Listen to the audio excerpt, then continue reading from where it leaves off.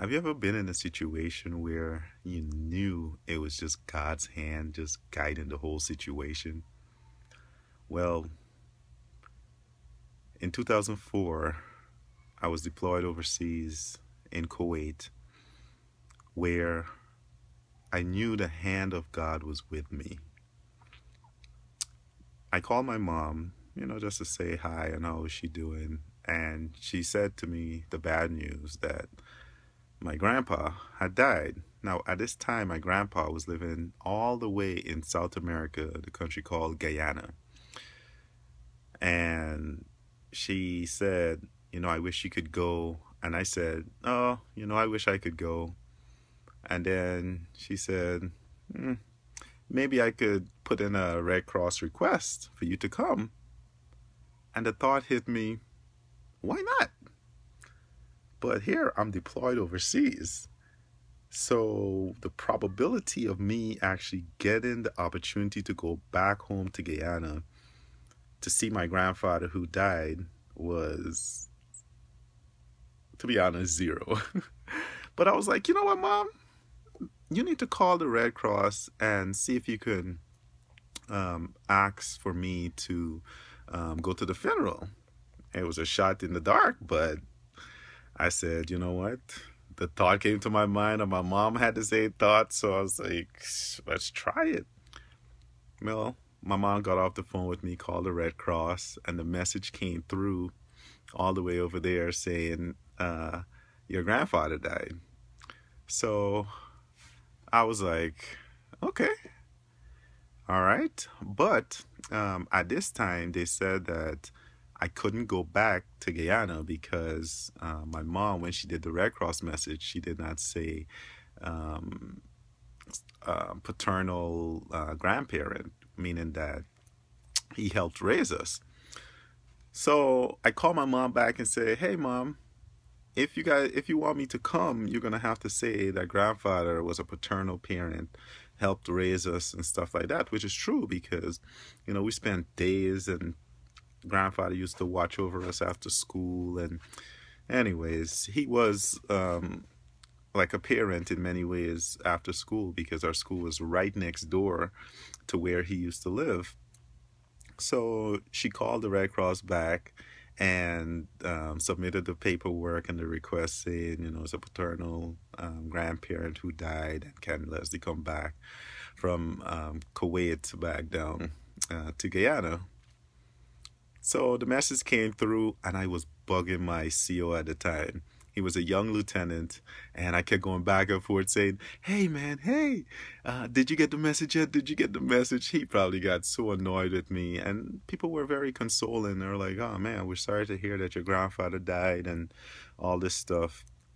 Man, and anyways, the Red Cross message finally came in, and he said, yes. He called his CO, and his CO said, yes, he can go back once everything is arranged and stuff like that. So once I got his approval, they sent me to like the out processing people. And I went to this guy and and the guy said, I heard your grandfather died. Sorry to hear that, and we're trying to get you back there.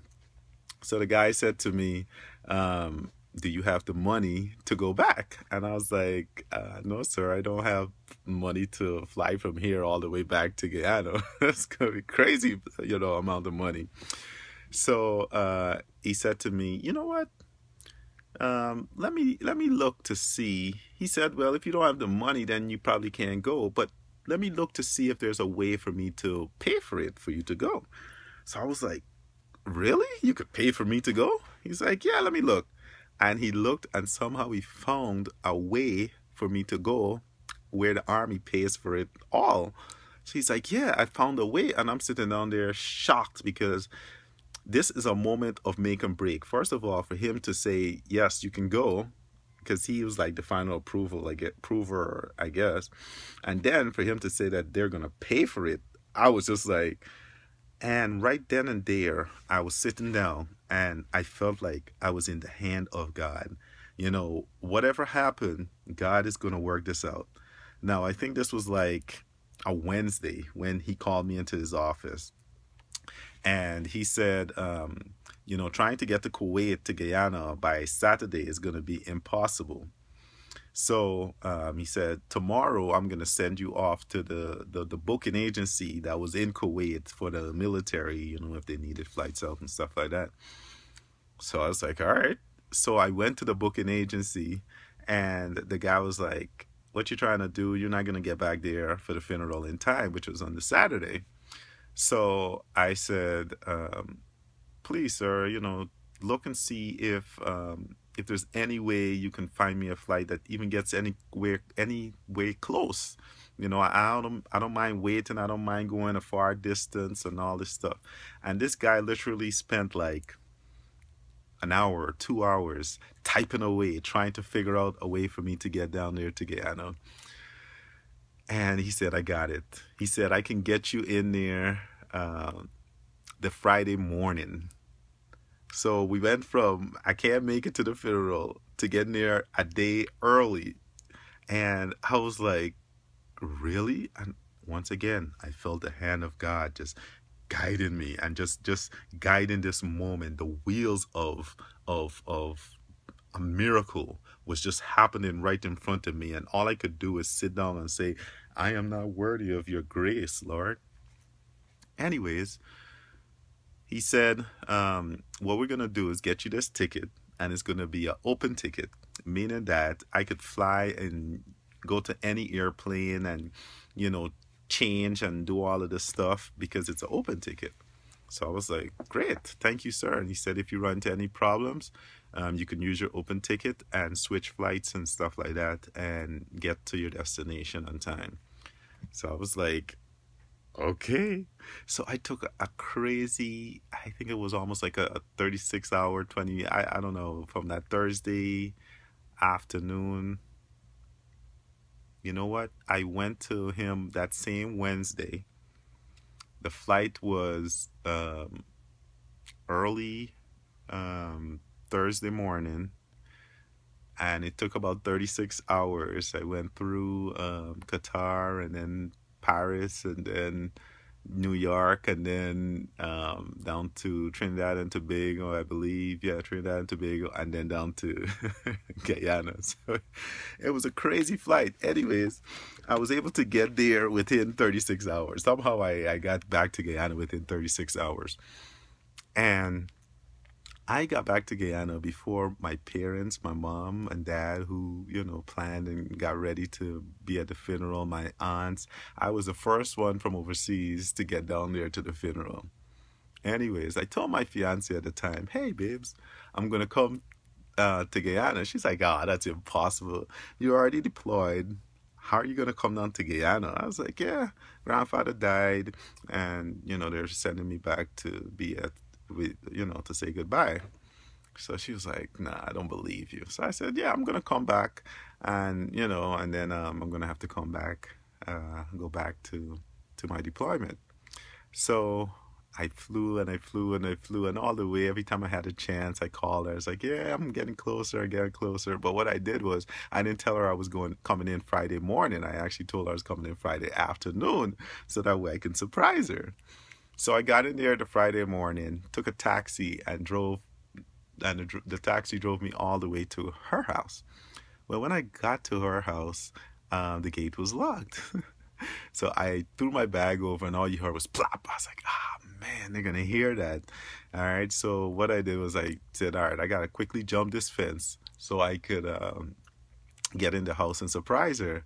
When I threw the bag, her mom heard the bag drop, and she came running out like, what is that? What is that? What is that? And then when she saw the bag over the fence and me getting ready to scale the fence, I was pretty much at the top of the fence, almost over the fence, she screamed. I was like, shh, shh. So my fiance was like, Mom, are you okay? Is everything okay? And, she's like, oh, Lassie, you scared me. She's like, yes, I'm okay. Anyways, they, at the time, Angie was, cooking in the kitchen. And for a second, as she was cooking in the kitchen, her mom took me into the house, hid me into where her sister was, into her room, and And then my fiance was like, Mom, are you okay? Are you okay? So when she came into the room looking for her mom to see if she was okay, and there I was, she almost passed out. She could not believe that I was there so early. She could not believe that I was standing in the room. She could not believe that, the hand of God was working this awesome miracle that is hard to even explain or describe the goodness of God, because all throughout this whole process, God was right there, just turning and fixing and making sure everything was working perfectly. Well, went to grandfather's funeral, saw him off. And that Monday, I was like, you know what? I'm going to go into the embassy to see if I can expedite our visa. When I went into the embassy, they said, just write a letter and we'll review it and let you know if we can expedite your visa, because I had already put in a visa for her to come up to the States so we can get married. Well, the lady looked at the letter and was like, yes, you're approved. So she called my fiance and said, hey, we need you to come into the embassy so you can do an interview and so that we can expedite your visa. Well, we had to rush because we had to do medical. We had to make sure our passport was straight. We had to make sure all the paperwork was done, at least on her end, before we went into the embassy. And we went into the embassy that Thursday. So we got everything done, went into the embassy Thursday, and sat down and spoke with the lady. The first lady we met said, where's all your taxes? Where's all your tax paperwork? Well, I was like, well, because I was deployed, I wasn't able to file taxes. When I come back from deployment, then I'll be able to file taxes. So we didn't even have those papers. But she was like, you know what? That's okay. We got enough information from you, all your previous tax years and stuff like that. We'll roll with it. So we went on to the second interview, and the lady is like, when we start talking and stuff like that, and she was like, the one thing that really impressed us is your website on your love. And she's like, if you guys weren't really in love, you wouldn't have taken the time to create a website. And surprisingly, at the time, I didn't know what I was doing, but I created it because I wanted, everyone to know that I love this girl and this is my baby.